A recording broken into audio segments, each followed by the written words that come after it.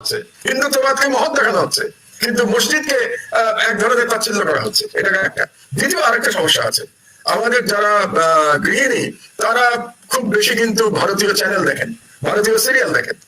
ভারতীয় সিরিয়ালের মাধ্যমে কিন্তু বাংলাদেশে কালচারাল যে ডমিনেশন, কালচারাল অ্যাগ্রেশন চালানো হচ্ছে ভারতীয় সিরিয়ালের মাধ্যমে। এটা আমাদেরকে বুঝতে হবে। তো কাজেই আমাকে যদি সম্পূর্ণভাবে কালচারালি মোকাবেলা করতে হয় ভারতীয় আধিপত্যবাদকে, তাহলে বাংলাদেশের মিডিয়াতে যে ভারতীয় দালাল বা রয়ের এজেন্ট কিংবা হিন্দুত্ববাদের দালালরা ঢুকে আছে তাদেরকে চিহ্নিত করতে হবে। যে সমস্ত পত্র পত্রিকা এই ভারতীয় তারা এজেন্ডা চালাচ্ছে তাদেরকে চিহ্নিত করতে হবে এবং তাদেরকে প্রতিহত করতে হবে। এটা গেল এক।